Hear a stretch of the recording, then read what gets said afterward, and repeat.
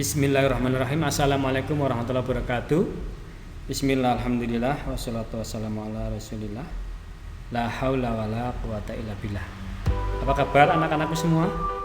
Semoga kesehatan selalu terlimpah kepada anak-anakku semuanya.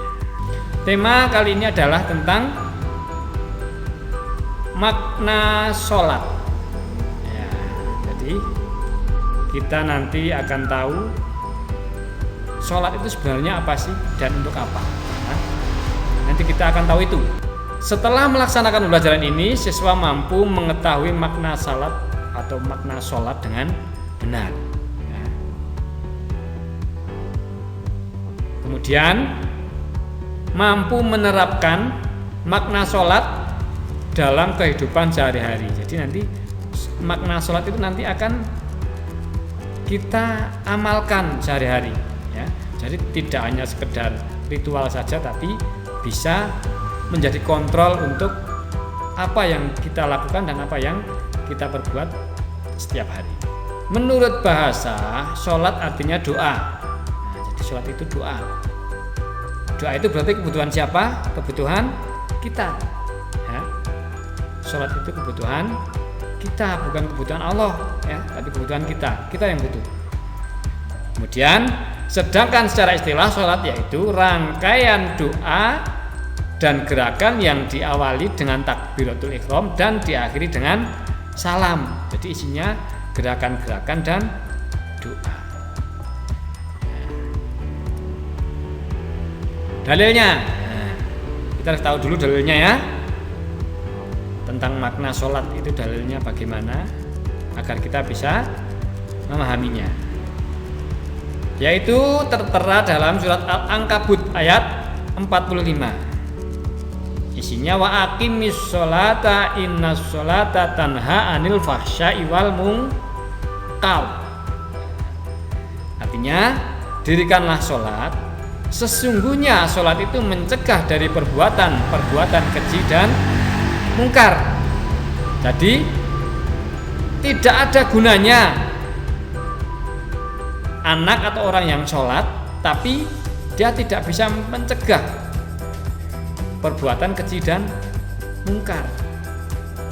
Jadi inti sholat itu di situ, agar kita bisa mencegah perbuatan keji dan mungkar. Keji itu apa? Keji itu adalah perbuatan yang merugikan diri sendiri, itu keji, ya.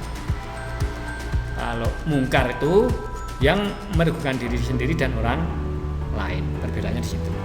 Ini kita akan membahas tentang takbiratul ihram. Ya. Allahu Akbar. Biasanya dalam sholat begitu, ya. Itu artinya apa? Yaitu memuji kemahabesaran Allah dan menganggap penting apa yang diperintahkan oleh Allah. Maksudnya apa yang diperintahkan Allah itu yang paling penting. Jadi jangan pernah kita lari dari perintah Allah atau tidak melaksanakannya, karena itu yang paling penting, perintah dari Allah Tuhan yang Maha Besar. Kemudian mengecilkan semua yang selain Allah, ya, serta mengabaikan hal-hal yang tidak diperintahkan oleh Allah Subhanahu wa taala, ya. Jadi yang selain Allah, yang selain perintah Allah itu abaikan. Dianggap kecil semuanya, ya. Pokoknya kecil. Urusan yang selain berurusan dengan Allah itu kecil. Ya, yang paling besar adalah urusan yang berhubungan dengan perintah Allah, dan itu harus dijalankan, ya. Jadi makna takbiratul ihram itu begitu. Jadi dalam kehidupan sehari-hari pun begitu. Jangan pernah meninggalkan perintah Allah dan jangan pernah melakukan hal yang dilarang oleh Allah, karena itu justru akan mendapatkan masalah yang sangat besar. Takbir itu artinya begitu. Jadi jika anak atau orang sholat takbir kok masih bisa guyu, itu sangat tidak wajar. Wong takbir itu ingat bahwa Allah itu yang Maha Besar dan kita semua itu kecil, dan urusan yang selain urusan sama Allah itu kecil. Setelah takbiratul ihram, doa iftitah dan membaca Al-Fatihah. Al-Fatihah itu artinya apa? Ya. Secara bahasanya memang surat pembuka, tapi tidak sah melaksanakan sholat jika tanpa membaca surat Al-Fatihah. Karena apa? Begitu pentingnya surat Al-Fatihah ini untuk dibaca. Dan manfaat dari bacaan ini adalah untuk kita manusia, bukan untuk Allah. Allah tidak ada pengaruhnya kita mau sholat atau tidak, Allah tidak rugi. Yang rugi justru kita sendiri. Coba kita pelajari bersama-sama ya. Ayat pertama, Bismillahirrohmanirrohim. Sebelumnya kan disunahkan juga itu baca A'udzubillahi minasyaitonirrajim, yang artinya aku berlindung kepada Allah dari godaan setan yang terkutuk. Itu kepentingan siapa? Kepentingan kita. Kita berlindung dari godaan setan, karena setan yang selalu menyesatkan, yang akan selalu membengkokkan niat kita dan menyalahkan perbuatan kita buat salah, ya. Kita digoda terus, diajak terus, ya. Dari itu kita disunahkan baca A'udzubillahi minasyaitonirrajim. Itu untuk kita semua. Selanjutnya Bismillahirrahmanirrahim, atas nama Allah atau dengan menyebut nama Allah. Jadi apapun yang kita lakukan, apapun yang kita laksanakan itu harus berdasarkan perintah Allah.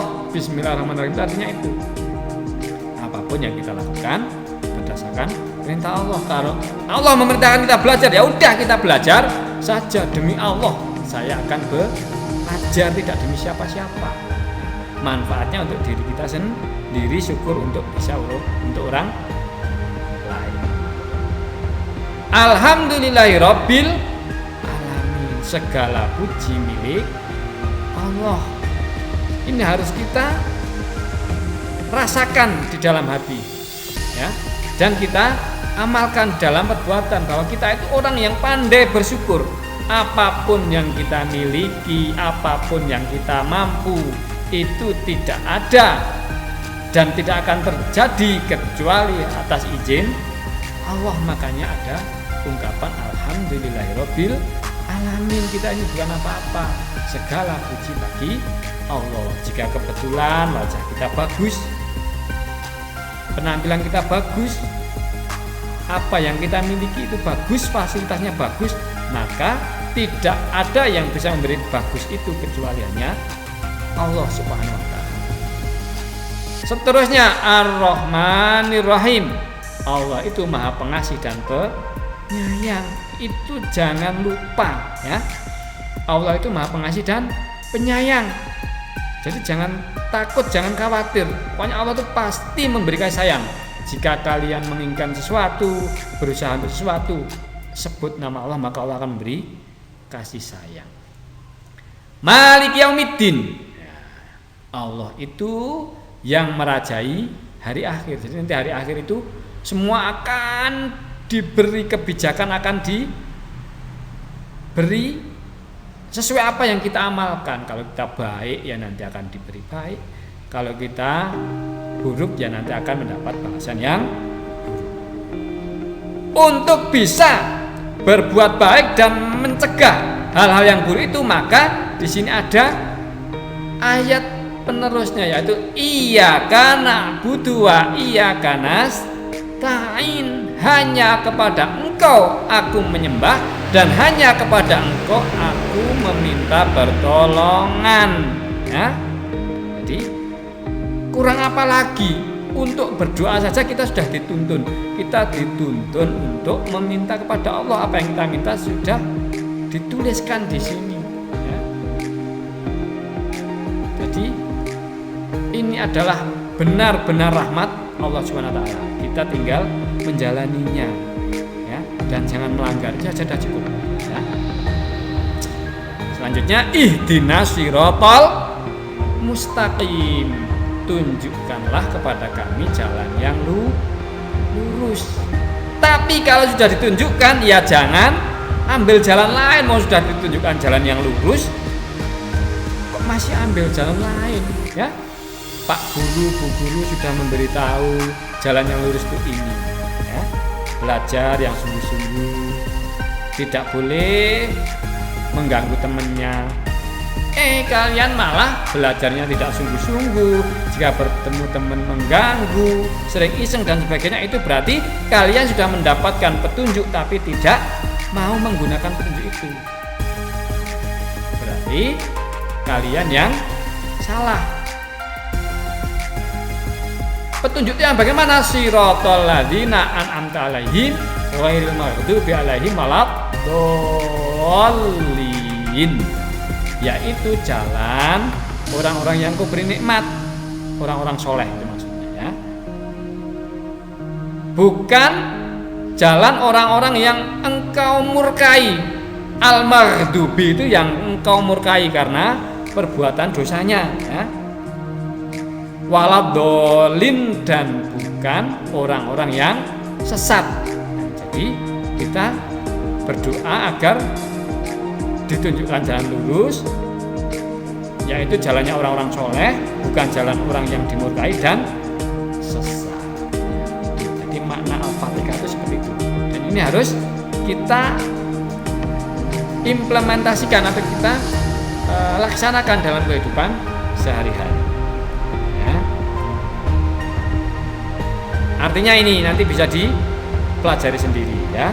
Artinya ini tadi yang sudah Pak Poi sebutkan tadi itu tulisannya ini, jadi nggak perlu dibaca lagi ya. Makna salam. Setelah selesai sholat kan membaca salam. Assalamualaikum warahmatullahi wabarakatuh. Ini asalukal wajadul jannah. Assalamualaikum warahmatullahi wabarakatuh. Ini asalukal najata minan. Ya. Makna salam itu apa? Yaitu kapan dan dimanapun kita tinggal selalu mendoakan dan memberi keselamatan kepada seluruh alam. Alam itu seluruh yang berada di antara langit dan bumi ya. Jadi termasuk manusia. Jadi kita selalu memberi keselamatan. Jangankan manusia, kepada hewan dan tumbuhan pun kita nggak boleh merusaknya. Kita nggak boleh memetik pohon, memetik daun tanpa diambil manfaatnya ya. Kalau beda, kalau kita ngerumput dikasihkan kambing itu berarti diambil manfaatnya. Tapi kalau nggak mau ngasihkan kambing ya jangan nyabut rumput, kecuali niat untuk membersihkan. Nah itu jadi nanti ada manfaatnya ya. Itu artinya kita selalu memberi keselamatan kepada seluruh alam. Kemudian selepas sholat kita kan tengok kanan kiri, itu ada maksudnya. Artinya apa? Itu adalah isyarat agar kita selalu waspada, introspeksi diri dan juga peduli. Waspada artinya apa? Waspada, kita jangan sampai berbuat dosa.